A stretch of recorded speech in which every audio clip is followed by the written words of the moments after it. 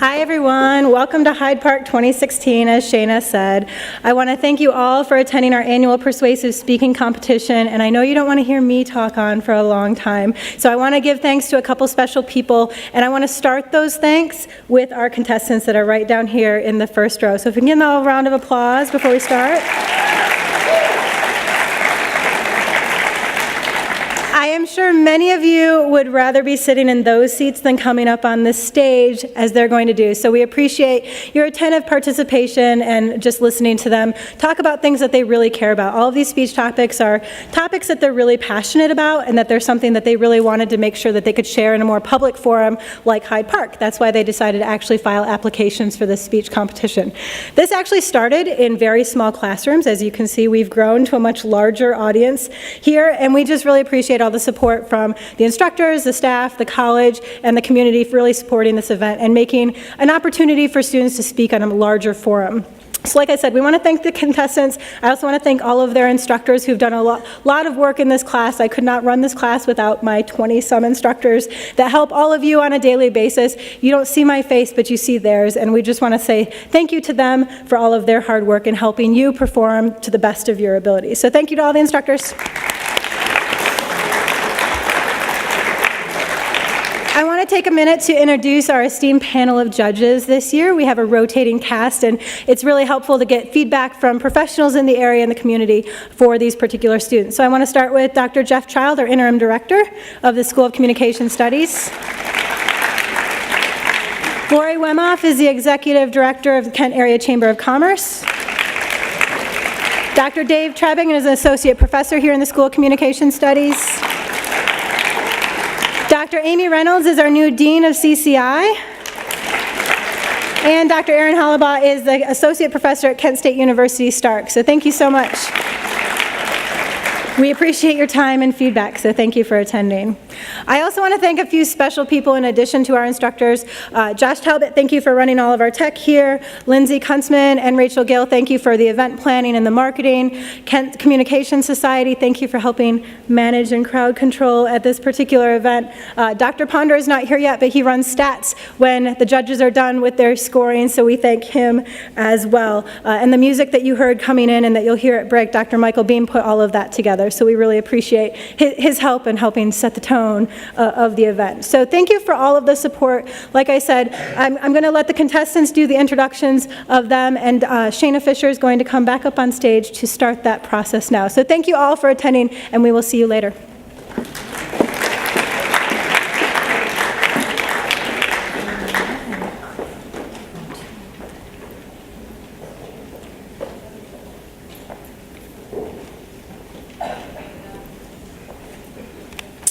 All right, our first speaker this evening will be Dartalia Alati with Stigma and Mental Illness.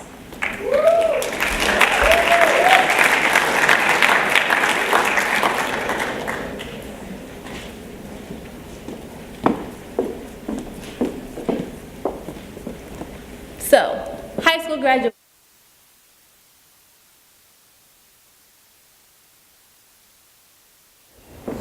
You know, your family's there, your friends are there, everyone's cheering you on and smiling. But my high school graduation, it was all that. It was a great time, but my mother wasn't there. The morning of my high school graduation, my mother was admitted to a psychiatric unit. And that was my family's first step in the journey of destigmatizing mental illness.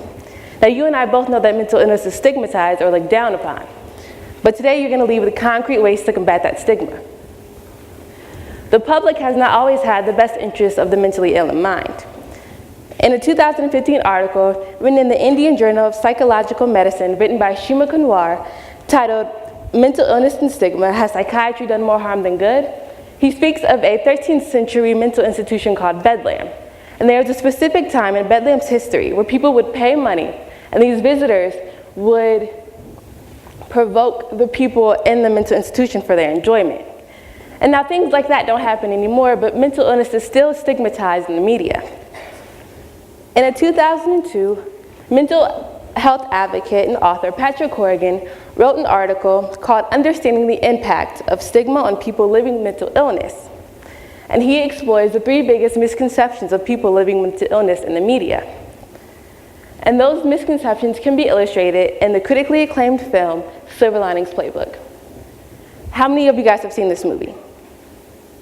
Good, so if you haven't seen the movie, you can still understand how mental illness is stigmatized. The first misconception is fear and exclusion. Because Patrick's family and friends didn't want to be around him when he returned, you can see that people tend to stay away from people living with mental illness. And the second misconception is authoritarianism, and that's the idea that people living with mental illness can't make their own life decisions. You see that Patrick's family felt that they always knew what was best for him, even though he was an adult. And the last misconception, benevolence, is the idea that people living with mental illness can't take care of themselves. And you can see that in the way that Patrick was released from the mental institution under the care of his parents. So not only that, but in Corrigan also wrote an article that appeared in the Canadian Journal of Psychiatry titled "On the Self-Stigma of Mental Illness, Stages, Disclosure, and Strategies for Change."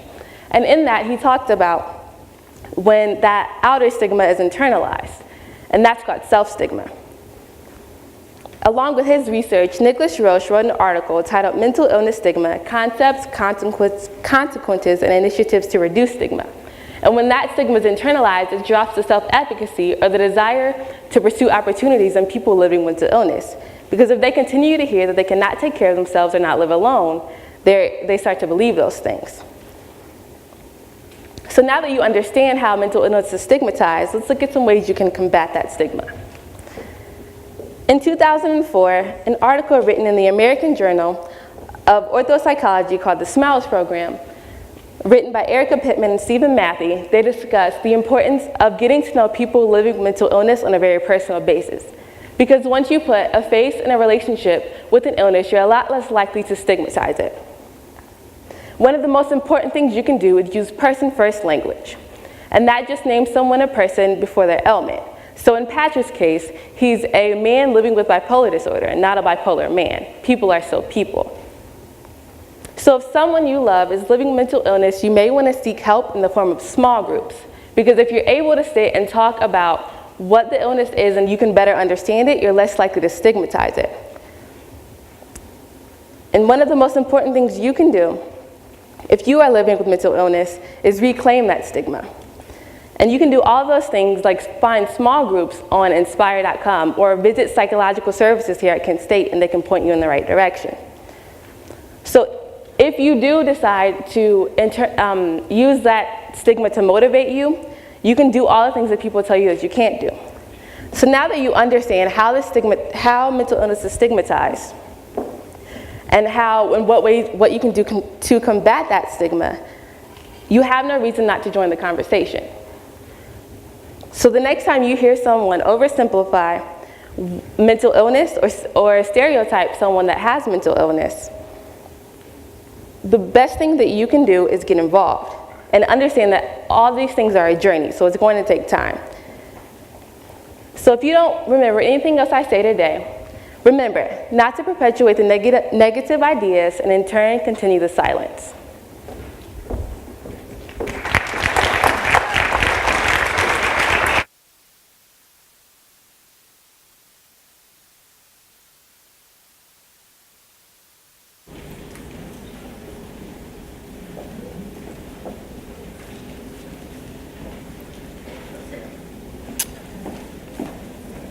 Our next speaker will be Molly Evans with The Sour Side of Sweet School Lunches.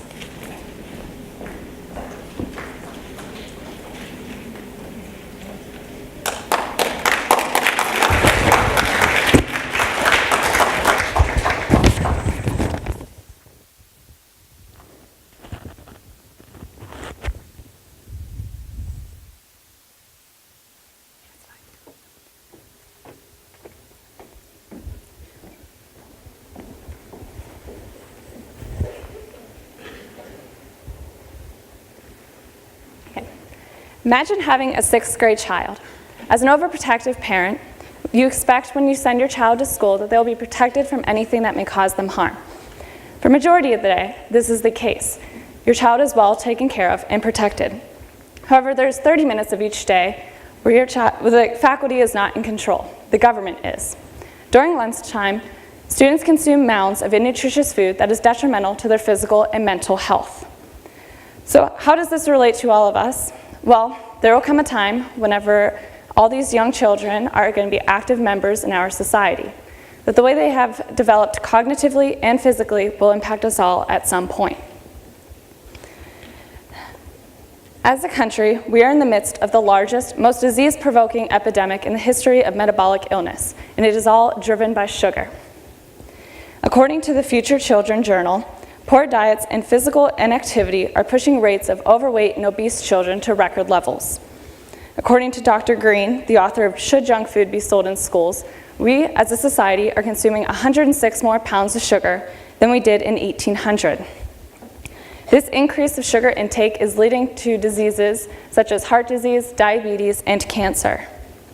According to the documentary Fed Up, there were no cases of type 2 diabetes in 1890. However, in 2010, there were over 57,000 cases among adolescents in the US. Children are becoming sugar addicts, and they are marketed the sugar everywhere they go. The grocery store, the gas station, the drugstore, and school cafeterias, just to name a few. This sugar lights up the brain just like cocaine does. However, it is 8 times more addictive. If we ban the use of cocaine in school, why haven't we banned the use of sugar? Not only does the food children consume harm their physical health, but it harms their ability to reach their greatest potential in school as well. According to Dr. Green, behavior and academic performances are affected by the quantity and quality of food that we provide kids during our school years. Cafeterias are now an oasis rather than a place of nourishment due to all this junk food. So what should we do? We should demand safe foods for our children in order to promote health, and we should simplify our cafeterias, removing all the name brand products that are marketed towards our kids. Cafeterias should offer 2 balanced meals, milk, and water as beverages. According to the International Journal of Obesity, if we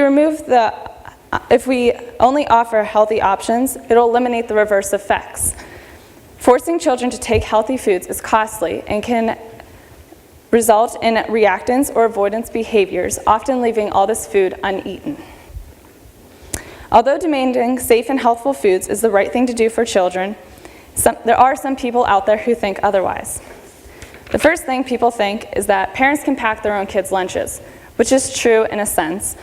And other people think that President Obama already changed the school lunch program, increasing the lunch budget to $286 per student and doubling the daily requirements of fruits and vegetables, trying to make school lunches healthier. Although these are some solutions to the consumption of nutritious food, there are many flaws in these plans. The first being, according to the Journal of the American Diabetic Association, 30 million children eat a school lunch, and most children use free or reduced school lunch prices.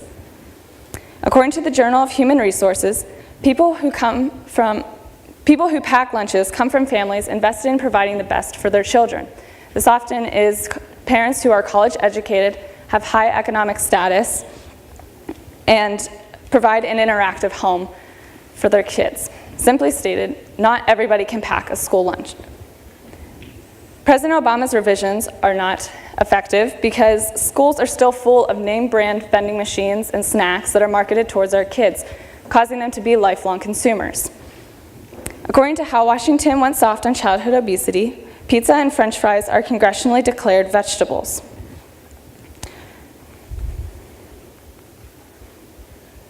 With these statistics, it is no wonder why our country is fighting an epidemic that will eventually touch the lives of all of us. So let's think of the future.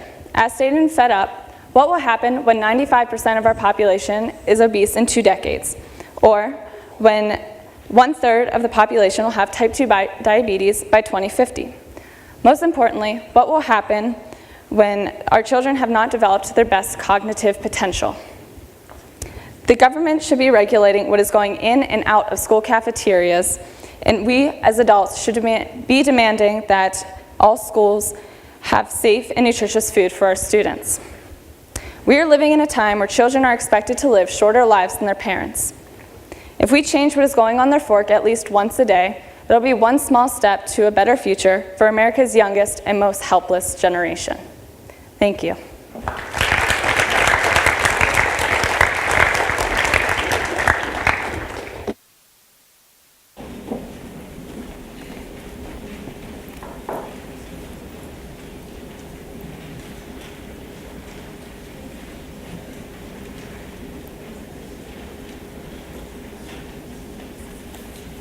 Our next speaker will be Nicholas Larson with Modern Slavery and Fair Trade, Being a Voice for the Voiceless.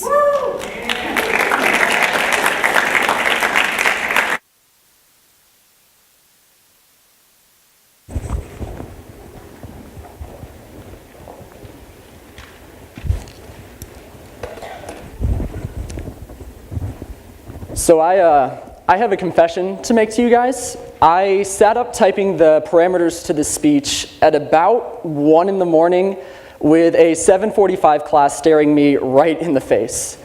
And you all are probably familiar with that point of desperation, that beautiful point where you just kind of look around and hope. Well, I was at this point, and luckily my prayers were answered because I looked around and I started to think about where all the stuff that we owned came from. And I did some fact checking, and it turns out a lot of the products that we possess oftentimes come from less than favorable locations. In fact, according to a 2010 Huffington Post article by Ryan McCarthy on the problem of forced labor, common goods such as coffee, clothing, even bricks, more often than not come from forced labor. This brings me to the topic that I would like to discuss today, the issue of modern slavery. Now, slavery is an issue that's very near and dear to my heart. I've had the pleasure to work with International Justice Mission here at Kent for 2 years now. And International Justice Mission is an organization that seeks to fight for the oppressed worldwide. But you see, this isn't just an issue that I care about. This isn't just an issue that organizations like IJM care about. It's something that we all hate. We all hate the concept of slavery. But it has this stigma that it's too big, too widespread, and too intertwined into our society for anything to be done about it. But if we take a look at the cold hard facts of slavery, the viability of fair trade as a solution, and how we can incorporate fair trade into our own lives, we can expose slavery as vulnerable and start fighting it head on. But first and foremost, we must expose slavery as oppressive. According to a 2015 CNN article from Ewan McCurdy, there are currently 35 million slaves worldwide. To put that into perspective and to use data from the National League of Cities, this is more than New York City, Los Angeles, Chicago, Philadelphia, Houston, Phoenix, and San Diego combined, times 2. And this isn't just a numbers game that we're playing here. We're not just dealing with the numbers. Slavery is truly oppressive in nature. According to International Justice Mission's page on the problem of violence, people are oftentimes pressed into slavery in poorer regions of the world. This can either be because of physical debt that they owe or simply being forced into it. The same page goes on to state that 4 billion people currently live outside the protection of the law. And so now not only are these people being pressed into slavery, but they have no protection and they feel like they can't get out. And so slavery is this issue that screams for attention. And I believe that fair trade is one of those viable solutions that we can all incorporate. Fair trade, the practice of providing ethical products to consumers, is a common concept. According to a 2015 Guardian article on the problem of slavery and the subsequent solution of fair trade oftentimes helps out producers by giving them more wages. So for example, if I'm a local producer and I produce these goods ethically, I get more wages and then can go out and hire more people, keeping people out of slavery in the first place. But you see, fair trade doesn't stop there. It takes it a step further, and it states that, all right, we're going to help out the producers, but we're also going to help out the oppressed. In an article from the Fair Trade Foundation titled "The Difference That Fair Trade Makes," it states that the practice helps out the oppressed because it raises the global awareness of the issue. There's also a communal change that can occur as well, because people are seeing the awareness of these products raised, and they want to pursue them in their own lives. And so people see this hope that fair trade provides, and they follow it. And so we see that slavery is vulnerable. It's widespread, but it is vulnerable.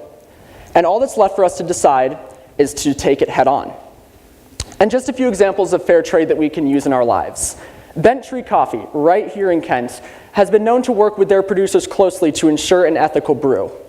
Another example is Acme Food Markets. On their website, Acme Markets has advertised that their seafood department is entirely fair trade. And I could keep giving these nice little one-liner examples of fair trade all day long. And trust me, that is a conversation that I would love to have sometime. But see, at the end of the day, it's up to us. And we can't do it alone. I can't do it alone. You can't do it alone. You can't do it alone. But my challenge today is for us to make these individual choices in the hopes of inspiring a collective change. Because we're facing a problem that inflicts 35 million people. It screams for attention, and fair trade answers that call. We can create economic and social change if we're just willing to change our purchasing decisions. All it takes is one cup of coffee, one purchasing choice, and one decision that enough is enough at a time. Thank you, guys.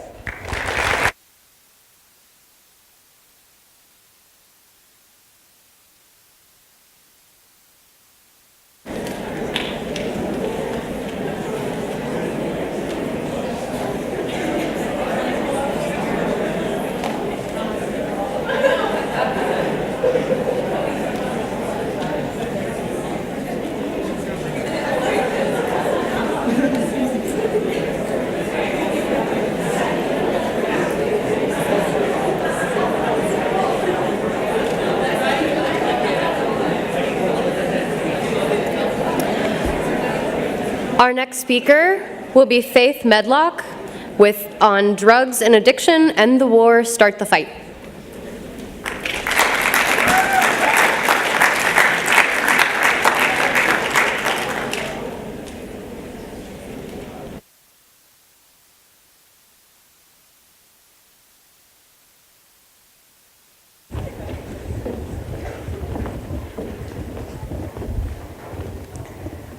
A surprising fact, a radical statement. These are the things which catch our attention. So let's look at the constant drug debate, whether or not to legalize, what to legalize, and let's end it with two radical words. Legalize drugs. Not just marijuana, not just this, not just that, drugs, all of them. Now, I am not advocating for drug use. However, I have come to believe that not just for addicts, but for everyone, the best thing we can do is legalize every recreational drug we've got. Because this would make addiction a legal problem, a health problem, instead of a legal problem. It would help save our poor in-debt government money, and overall violence in America would decrease. But this may still seem a little bit radical. So let me make it more palatable with a story. Though, keep in mind, this is a true story that happens every day. Today, it's happening to a girl named Meg. Meg is addicted, caught, and treated. Her addiction is sadly unsurprising. The National Institute of Drug Abuse reported in 2013, almost 10% of the population had used illicit drugs in the past month alone, and the numbers have not gone down since then. If anything's surprising about Meg's situation, it's the fact that our overtaxed law enforcement caught her, though I suppose that they should when the Drug Policy Alliance reports that the government spends $51 million a year on the supposed war on drugs. And that's not even where the spending ends. Once law enforcement catches Meg, they treat her as they treat any other criminal. As the Washington Post says, treatment in the overwhelming majority of cases begins behind bars. And this is supported by the Federal Bureau of Prisons, which states that almost 50% of inmates are in jail for drug-related offenses. These are not violent criminals. These are people who made poor life choices, who need medical attention and rehab, and instead get rap sheets, guards, and a life behind bars. Thousands upon thousands of our tax dollars are spent to keep them in jail, and for them to get what? Not help. It's not hard to see that this story, no, this reality, is something of a tragedy. But what I'd like you to see is that it doesn't have to be. If the US followed Portugal's example, where they decriminalized drugs in 2000, and since then, according to the Huffington Post, have cut drug abuse in half. Some people argue that legalizing drugs will make the problem worse, but we can clearly see this is the opposite of the truth. In this society, Meg may not have even been addicted, and even if she was, she could get actual treatment, not just imprisonment. As Ethan Nadelman of the Drug Policy Alliance says in his article in Foreign Policy magazine, legalization would strip addiction down to what it really is, a health issue. Now, this is where we'd need to follow Portugal's example again. We take some of the $51 million we spend on the war on drugs, we take some of the thousands of dollars we save by not needlessly imprisoning people, and we put it towards fighting addiction instead of fighting a war on drugs we can never win. By fighting addiction, we can help all of the addicts rejoin society. Though I suppose you might wonder where this leaves the rest of us. And I'll tell you, it leaves us in a less violent society with a better off government. According to the American Journal of Economics and Sociology, substance-related disputes such as gang wars and street violence would be reduced if we legalized all drugs.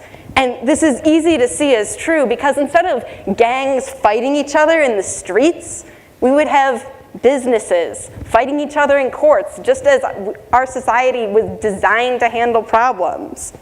Furthermore, on top of the unallocated money we'd save from not imprisoning people and fighting a war on drugs, we could make even more money. According to the Drug Policy Alliance, if we taxed currently illegal drugs at similar rates to tobacco and alcohol, we could make $46.7 billion. Though, as good as that sounds to me, maybe you think it's a little idealized. And maybe I don't have all the answers and know all the final points to the legal and societal shift I'm suggesting. But maybe that's not the point. Maybe the point is next time you hear legalized drugs, it won't be such a radical statement. It might just be a rational statement. I'll be honest, I don't want you to do anything. I want you to think. And don't just think of an addict trying to find an easier way to get high next time you hear legalized drugs. Think of an addict getting actual help in rehab. Think of a government that won't be wasting money, persecuting people who are only hurting themselves. Think of a government that would be saving money, not needlessly imprisoning people. Think of a government that could be making money. Think of a better economy. Think of each and every one of us living in a less violent, safer world. Think of that.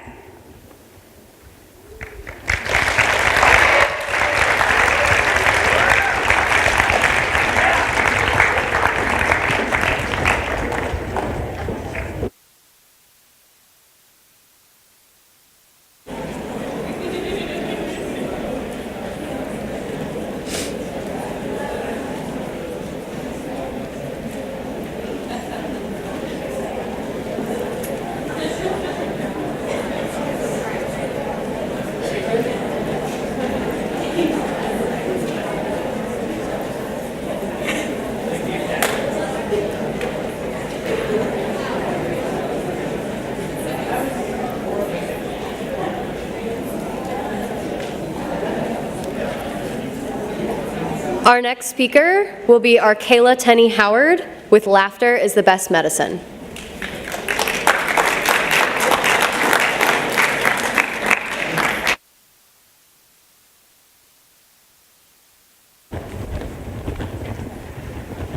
Okay. At this time last year, I was being rushed to the hospital after I lost feeling from my waist down and developed a speech impediment. When I got to the hospital, the doctors ran multiple tests, including blood work and 2 spinal taps.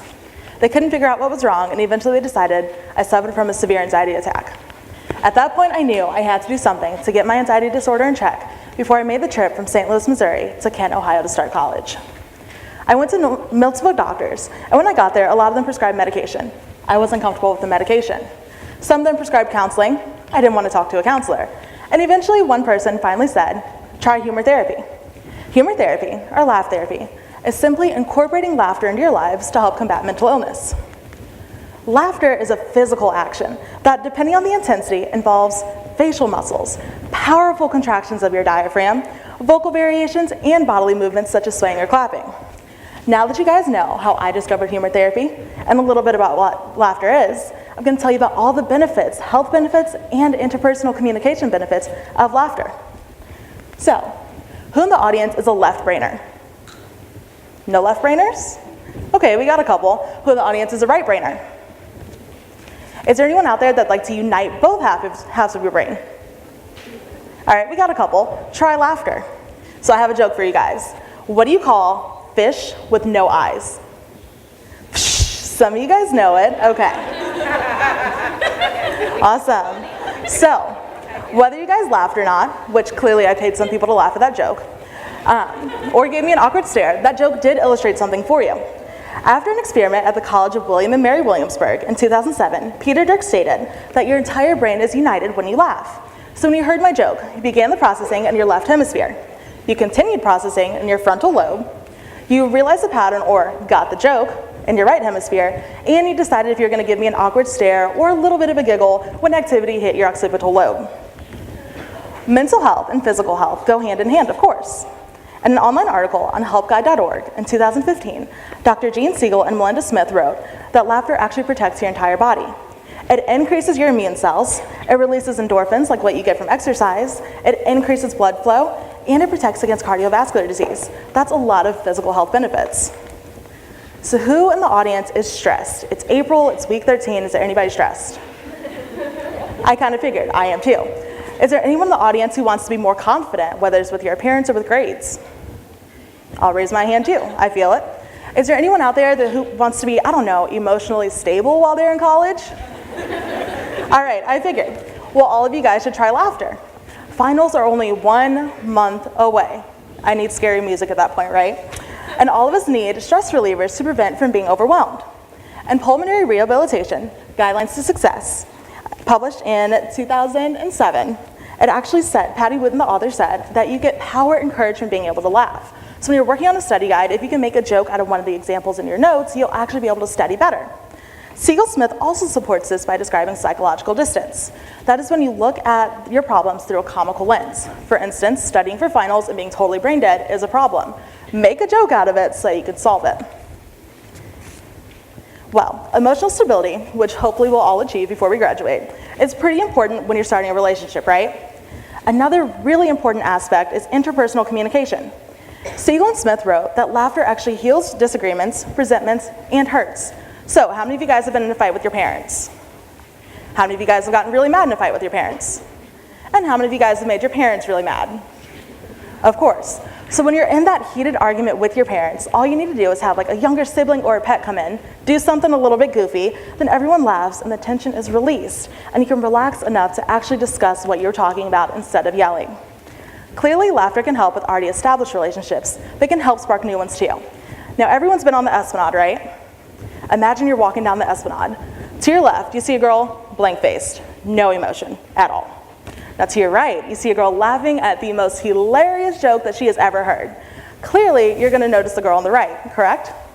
Not only will you notice her, but you will also notice her attractiveness, because when you laugh, your entire face is lifted like the girl in the picture. You get a twinkle in your eyes, your cheeks get a little bit flushed, and you're showing off this huge smile, and that makes you more attractive. Now, these extreme shows of emotions, like laughter, are especially adorable on little kids and grandparents, right? Have you guys seen the videos on Facebook? In fact, humor therapy was tested in a nursing home. According to Everett Lohman and Humor Effect on Short-Term Memory, in 2015, nursing home residents were required to attend 30-minute biweekly sessions in humor therapy. The results were miraculous. The residents were actually getting up and talking to each other, attending craft days, going to karaoke night, and genuinely enjoying their time there. This happened, the happiness spread throughout the entire nursing home because laughter is contagious. Are you guys ready for another joke? Yes. Awesome. How do you find Will Smith in the snow? You look for Fresh Prince.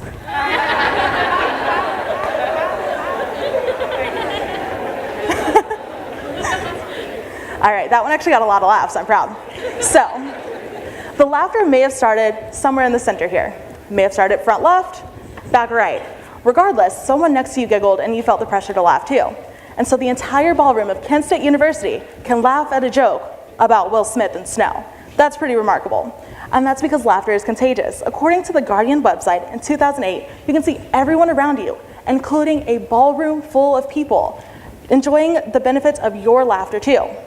So that said, check your Facebook, check your Twitter, check your Tumblr, go ask your dad for a good joke. Shout out to my dad for the jokes that I used. Or you can even go find the local third grader on the playground with the best knock-knock jokes. Whatever you do, start incorporating humor into your own lives. Is there anyone who doesn't want love? How about happiness? Good health? Positive relationships? Clearly, we all want these things. So go out, find what makes you giggle, and end this semester happy and healthy. Thank you.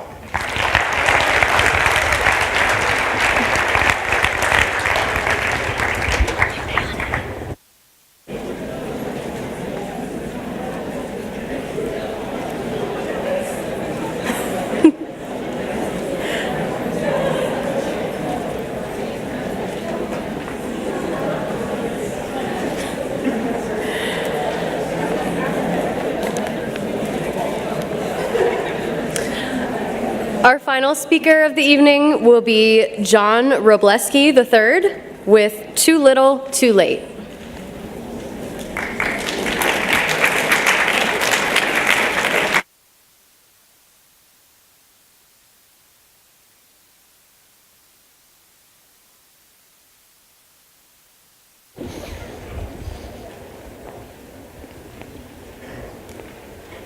Oh.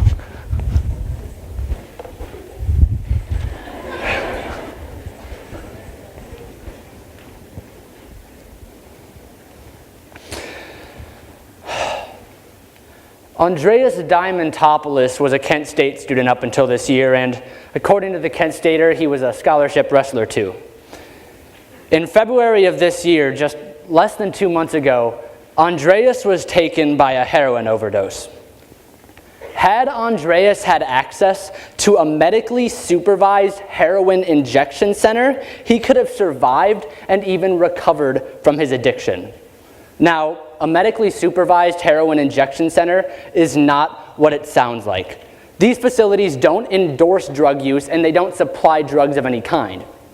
Instead, what they are facilities where addicts can take their drugs so they can inject them cleanly and safely to find a path to health and sobriety. The alternative to this would be trying to recover and shake their addiction on their own. And then they risk potentially suffering from overdose, dying of withdrawal symptoms, or even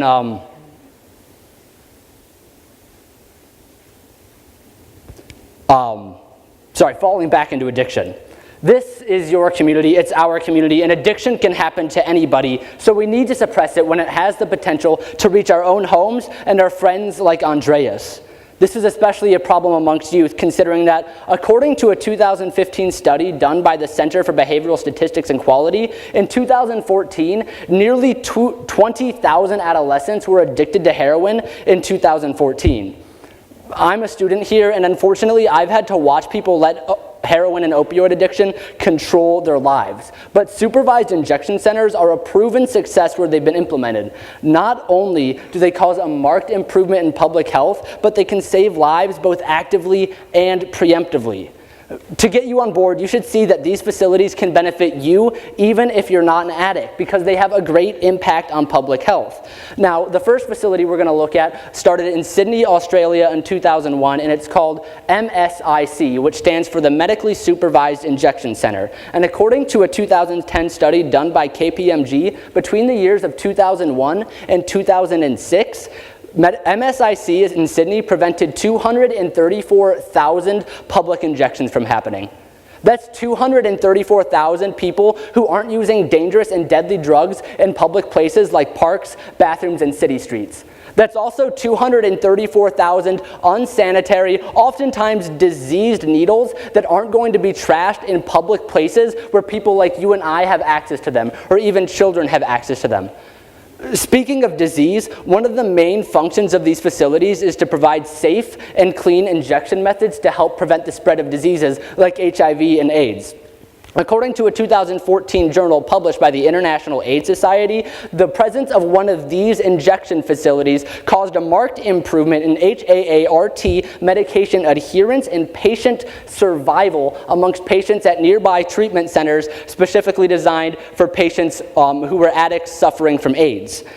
Now, another main facility, injection facility opened recently in Vancouver, Canada in 2003. This place is called Insight, and according to a 2008 survey done by Health Canada, 87% of the patients at Insight have hepatitis C, while another 17% of them suffer from HIV. You can see that these numbers are staggering, and with this large amounts of people having these deadly diseases, it's no surprise that they're being spread around so quickly amongst the addict community. But if we implement these facilities, we can knock out two birds with one stone. Not only are we going to greatly improve the heroin epidemic that is sweeping the nation and the world, but we can also keep whittling away at the AIDS problem that's plaguing this country.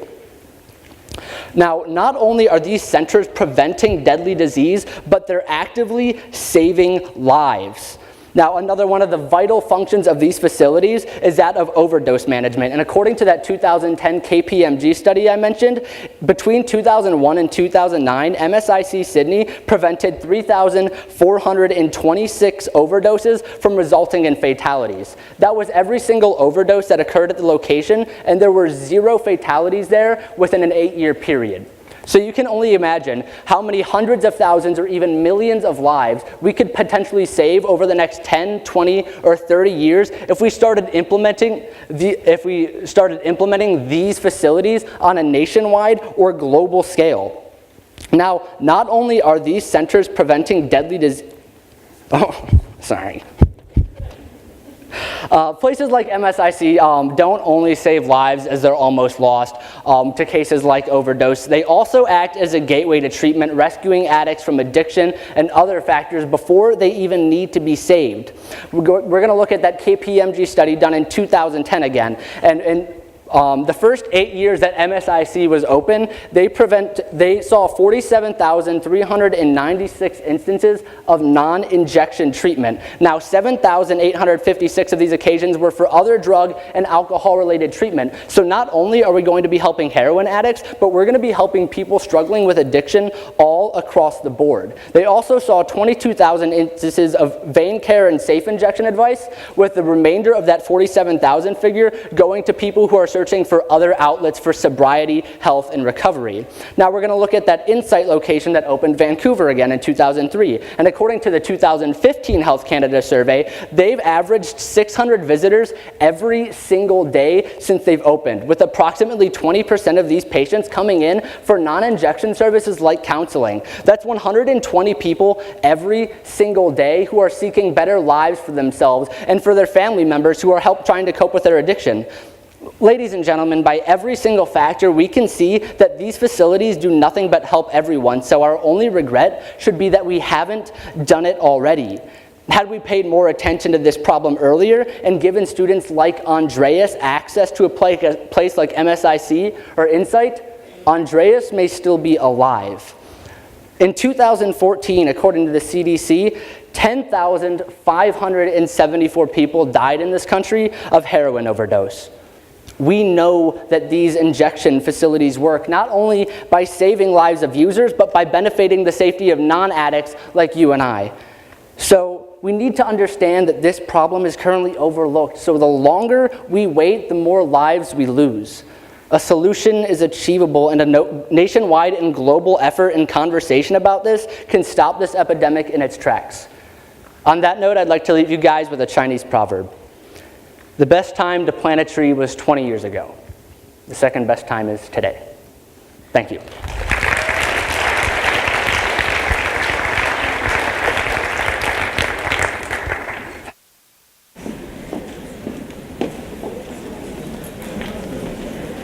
All right, let's have another round of applause for our amazing speakers.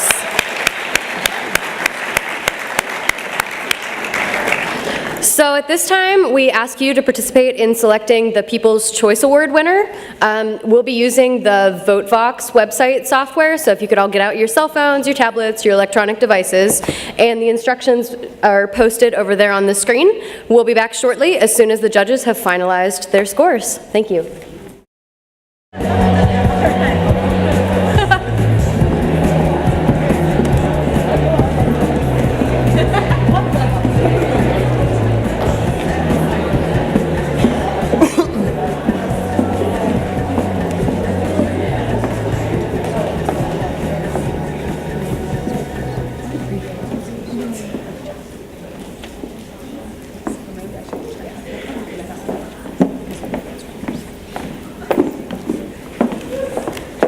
Can I get the PowerPoint to close off? Thank you.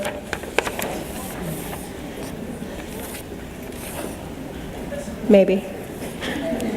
Thanks. Okay, thank you all for your patience. We have the winners now. And so we're going to do honorable mentions, and in no particular order are our 4th to 6th place. So in our first honorable mention is Dartalia Alati and her instructor Shayna Fisher. If you want to come this way.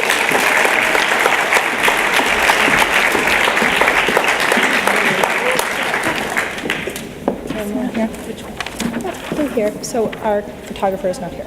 So we'll just stop.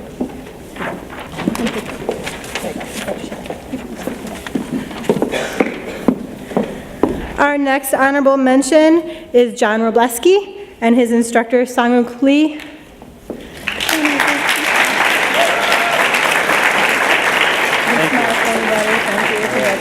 Oh, okay. We don't have that. Okay. We're good. Where am I going? Back over to Sanguk. Wait. Thank you. We're slightly disorganized. And our last honorable mention is Molly Evans, and her instructor is Kristen Hilfiger.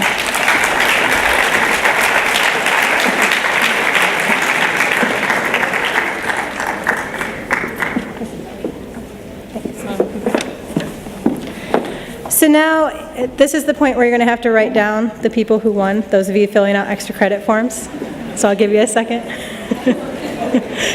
in third place is our Kayla Tenney Howard, and her instructor is Shayna Fisher.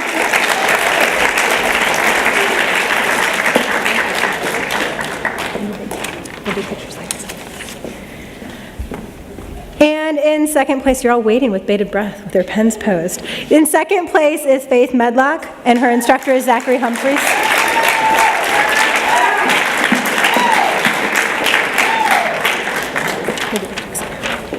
Which means that our winner of the Hyde Park Forum and the People's Choice Award this year is Nick Larson with his instructor, Phil Reed.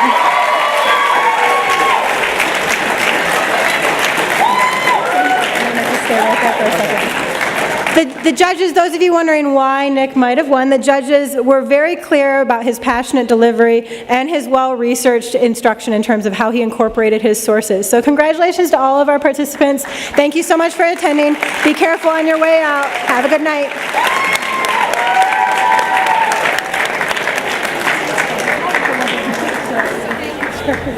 But we'll have all of you stand.